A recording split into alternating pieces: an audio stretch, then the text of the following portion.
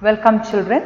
This is the second part of plant kingdom, that is dealing with Phenerogams, that is plants that bear seeds. It includes gymnosperms and angiosperms. So let's get started. Gymnosperms, the habitat, they are usually found on hill slopes of the warm regions as well as cool regions. Usually in the warm hill slopes we have the cycads, and in the cool regions we see the pines or the conifers in the cool hill slopes. So basically they are found on the hill slopes, whether in the warm climate or in the cool climate. The cycads are found in the warm climate and the conifers are found in the cool climate on the hill slopes. Now here the body structure is represented by the sporophyte. So this is depicting the sporophyte or this is depicting the sporophyte. Whether it be the cycad or the conifer, the plant or the tree itself is depicting the sporophyte, which means it is DIPM, that is dominant, independent, photosynthetic and multicellular. So describing the cycad or the conifer. So this is representing cycad, that is cycas, and we see cycads, many of the cycads in our area. It's grown as an ornamental tree and it's easily available or it's easily distributed in our regions. And pine or conifers are found in those hill stations or in those cold climates like Ooty, Wayanad or Munnar. We can see the coniferous trees. Pinus is an example which represents conifers. So whether it's a cycad or conifer, they represent the sporophyte, that is the diploid stage is DIPM, dominant, independent, photosynthetic and multicellular. So I am describing the sporophyte. It is differentiated into roots, stem and leaves. The seeds are naked and the trees bear cones, both male and female cones. So once again, it is differentiated into roots, stem and leaves, and seeds are produced, but these seeds are not enclosed in fruits, and these trees bear cones. There are the male cones and the female cones. So basically a cone, this is a cone. A cone basically has a central axis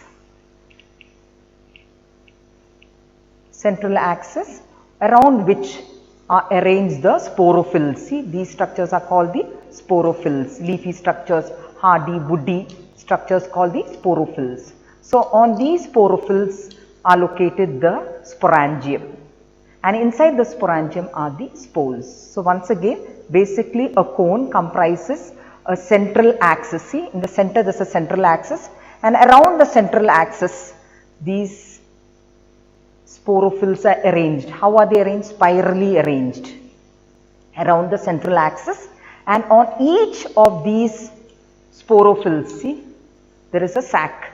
The sac-like structure is called the sporangium, and inside the sporangium are the spores.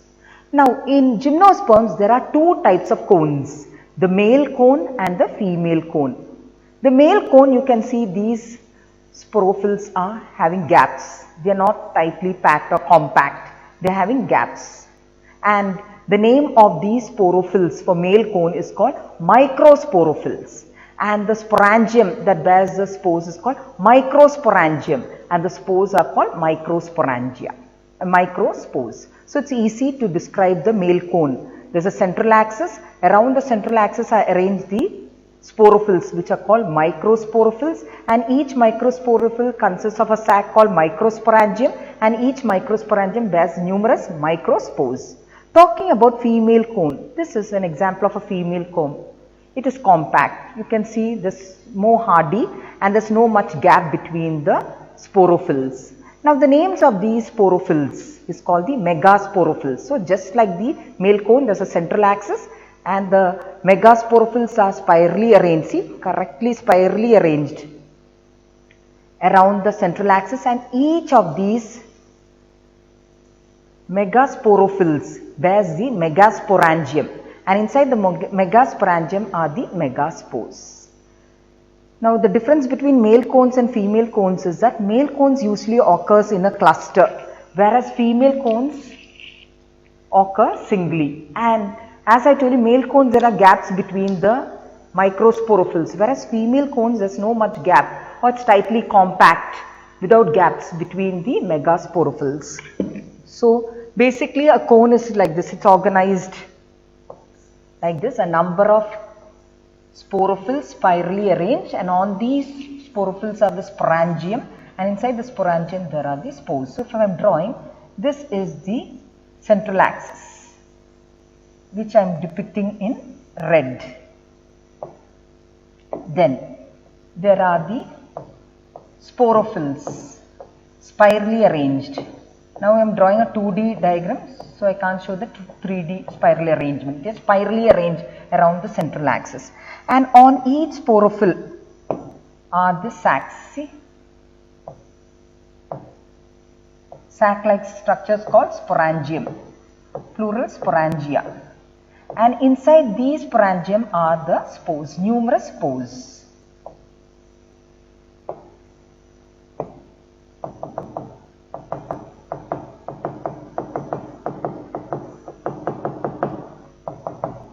If it is a male cone, if this is depicting male cone, this is called the microsporophyll. Then this sac-like structure is called the microsporangium, and the spores inside is called the microspores. Now if this is depicting a female cone, then the name change. The leaf-like structure is called the megasporophylls. They are spirally arranged, and on them are the sacs called megasporangium, and inside them are the megaspores. So both of them have the same organization. Only the slight difference, if it's in males, there is gaps between the microsporophylls, whereas in females they are more compact. I must make it very closer and closed. So much closed, whereas here males there is the gaps between the sporophylls. Then another difference, as I told you, females occur singly on the tree, whereas males occur in a cluster. And usually we see the females right on top, at the apex of the tree, on the top of the tree, whereas here they are seen at the base of the tree. So these are some of the basic difference between the male cones and female cones. And because they have the two types of spores, namely megaspores and microspores, these are heterosporous. So why the gymnosperms are called heterosporous? They produce two types of spores, namely microspores and megaspores, and hence they are called heterosporous. Now the classification is based on root, leaves and stem. They are divided into two classes, conifers and cycads. See, this is a cycad which you are very familiar with. It's seen in our vicinity, cycads, and pine and all are conifers, the second class called conifers. Now we can see the difference with respect to the stem, leaf and roots. First let's look into the stem, which is very visible from the picture. In cycads, they are unbranched, usually unbranched. You can't see it branched, but in some cases it gets bifurcated, but usually it is unbranched like a coconut tree. We have not seen coconut tree branched into 2 or 3. So it's unbranched, whereas in conifers they are highly branched. So that is with respect to the stem. Second, how is the leaves? Just like the coconut tree's leaves. No, so it's pinnately compound leaf, whereas here needle-like leaves. The leaves are needle-like. You will have seen the pine tree. And third, with respect to the roots, in conifers, that is this pine tree, you can see the roots are mycorrhizal roots. The meaning of mycorrhizal roots are, these roots are associated with fungus, and this fungus helps in phosphate nutrition, helps to fix phosphorus. Whereas in cycads, the roots are coralloid roots. That means these roots are associated with a bacterium called cyanobacterium, which helps in nitrogen fixation. So we have the differences with respect to roots, leaves and stem. So with respect to roots, as I have emphasized, conifers, the roots are mycorrhizal roots. What is the meaning of mycorrhizal roots? They are associated with fungus, which helps in phosphate nutrition. Whereas in cycads they are associated with bacterium called cyanobacterium, which helps in nitrogen nutrition. So that is with respect to roots. Next, with respect to leaves. Conifers, the leaves are needle-like, whereas in cycads the leaves are pinnately compound leaves like the leaves of coconut tree. Now talking about the stem, cycads are unbranched. The stem is unbranched, whereas in conifers they show branching stem system. Now the life cycle is diplontic. Very clearly it is diplontic, because here the real plant body is the sporophyte, which is a diploid plant, which is a diploid phase. So it is diplontic. Then why not haplontic? Because here the gametophyte here is representing the megaspores and microspores. So let us analyze whether it is opposite to DIPM. Yes, it is short lived. Then it is dependent, where it is present the megaspores and microspores in the sporangium, and sporangium in the sporophylls, and sporophylls are deriving all the nourishment from the plant. Then they are non-photosynthetic, unlike the sporophyte. You will see in their woody they are non-photosynthetic. And lastly, these are unicellular. The megaspores and microspores are unicellular. So for gametophyte, remember what you should remember: the gametophyte is represented by the microspores and megaspores. And description of the microspores and megaspores, these both of them are unicellular. You have to use a microscope to see the microspores and megaspores. Then they are non-photosynthetic, and they are dependent, and they are short-lived. They are formed only when the tree matures, only at the time of maturity. In the juvenile trees or juvenile plants, it is not found. So they are short-lived. So it justified that their life cycle is diplontic. That is, it is the dominant phase is the sporophyte, which is DIPM, which is a diploid plant. So it is diplontic life cycle. I hope you have understood gymnosperms, which includes the two classes, cycads and conifers. Cycads occur in the warm climate on the hill slopes, and pines occur, or conifers occur, in the cool climate on the hill slopes. Another difference between cycads and pines or conifers is cycads contain only one type of cone. If it has male cones, it has only male cone. One tree will have only male cones. And if it has female cone, only that tree will have exclusively female cones. So such type of category is known as, these plants are dioecious. That is, they exclusively contain male cones or female cones. Whereas conifers, on the other hand, the very same tree contains male cones and female cones. Female cones right on top and male cones below. The very same tree contains both. Such type of plants are known as, or trees are called, monoecious. So remember, another difference between cycads and conifers to be added here, besides root, leaves and stem, fourth is the cones. In cycads, remember,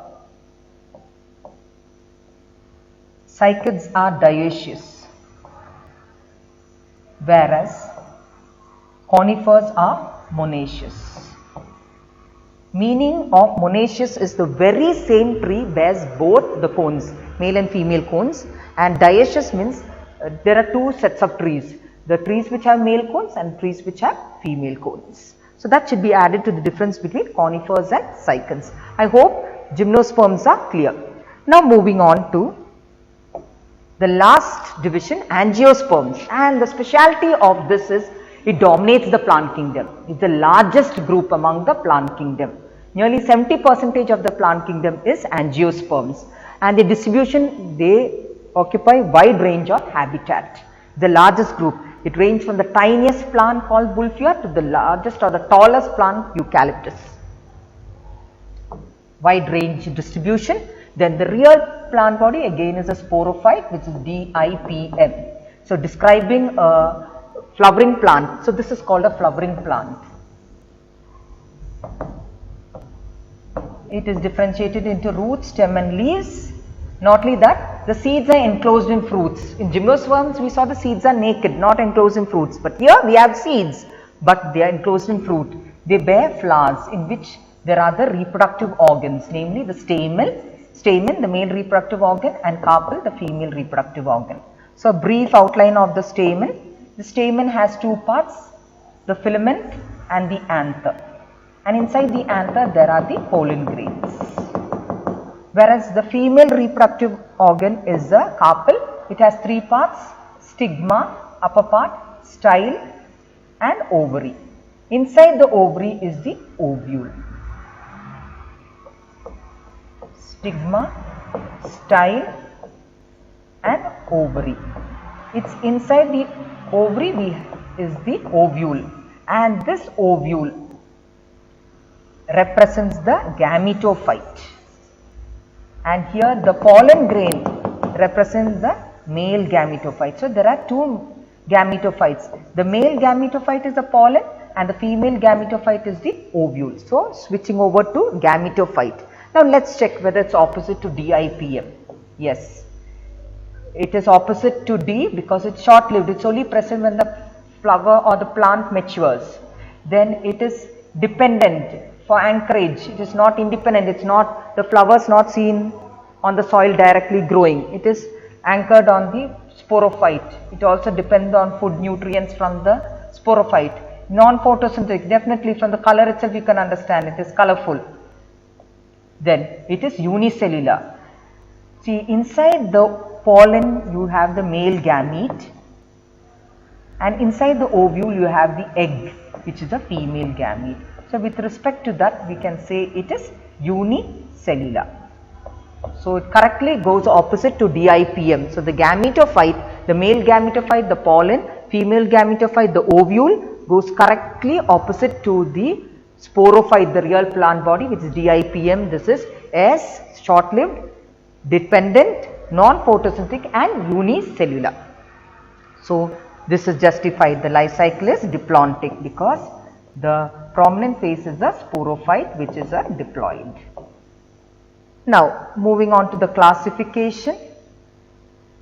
They are divided into two classes, monocots and dicots. Let us see some superficial features which can bifurcate them into monocots and dicots. You have learnt in lower class with respect to seeds. If they have single cotyledon, they are called monocots. If they have two cotyledons, they are called dicots. With respect to leaves, the venation, look at the venation in monocots, parallel venation, whereas in dicots they have the reticulate venation. Flowers, when they have petals in multiples of 3 or 3, it is trimerous, they are monocots, and if they are 4 or multiples of 4, 5 or multiples of 5, which means if they are tetramerous or pentamerous, they are dicots. Talking with respect to the stem, that you must go into the anatomy, the vascular bundles. You can see the vascular bundles are scattered. See, when you take a cross section of the stem, you can see the vascular bundles are scattered right across the entire stem. Whereas in dicots, you can see the vascular bundles are arranged at the periphery in the form of a ring. See, at the periphery in the form of a ring. They are located only in the periphery in the form of a ring. Whereas here and there they are scattered. And talking with respect to the roots, if they are in fibrous root system, they are monocots, and tap root system, they are dicots. You all know the difference between fibrous roots and tap roots. Fibrous roots appears to be a tuft of hairs arising from the base of the stem, whereas tap root there is a main root, and from the main root or primary root there are the lateral roots. So, with respect to these features, we can differentiate between monocots and dicots. Seeds, single cotyledon, two cotyledon, leaves, parallel venation, reticulate venation, flowers, trimerous, and the other side pentamerous or tetramerous. Stem, we must take the anatomy. Only in the case of the stem, we have to look into the anatomy. Take a cross section through the stem, you can see the vascular bundles are scattered. The vascular bundles are organized at the periphery in the form of a ring. And talking with respect to the roots, the ones which possess fibrous root system are monocots, and tap root is possessed by the dicots. I am winding up with a very unique feature found only in angiosperm, double fertilization. We know that the pollen grains fall on the stigma through by different agents, air, wind, water, birds, bats, etc. Through various agents they fall on the stigma. Okay, whatever be the pollinating agent, it falls on the stigma, which is sticky. Now, one of the pollen grain germinates into a pollen tube. See, only one succeeds and penetrates through style stigma and ovary and enters the embryo sac. And when this tube reaches the embryo sac, there are 2 sperms or 2 male gametes in this. You will have learnt in 10th. There are 2 male gametes. Now what happens? These male gametes also trickles down and reach the embryo sac or reach the ovule. One male gamete fuses with the egg to form the zygote. And the second male gamete fuses with the 2 polar nuclei, which we will be dealing later in other classes. Polar nuclei to form the endosperm. So here we can see 2 fertilizations. One sperm fuses with the egg to form the zygote. The second sperm fuses with the 2 polar nuclei to form the endosperm. Since it involves 2 fusions or 2 fertilization, it is called double fertilization. The first fusion is called syngamy,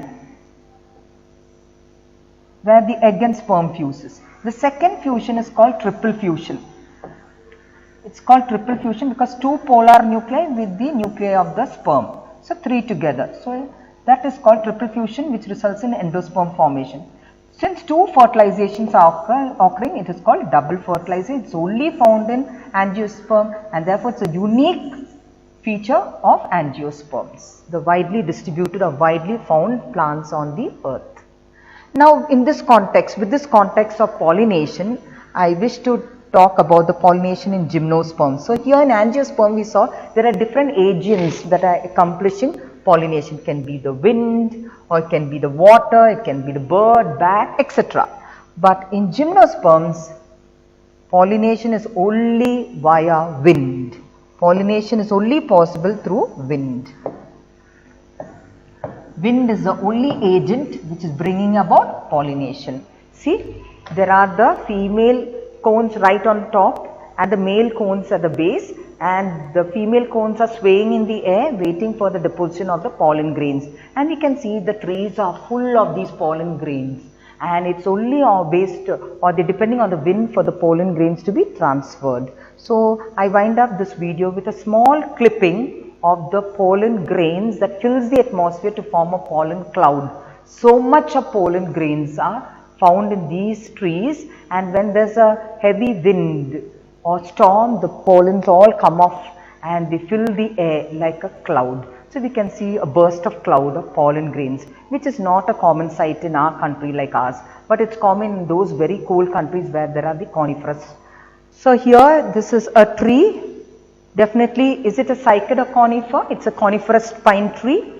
And you can see not at all, nothing is visible, the cones are not visible, but now they are going to fell this tree. They are going to cut off this tree, and you see the situation, what happens when the tree is felled. You will, when you see the situation, you will understand the enormity of the pollens.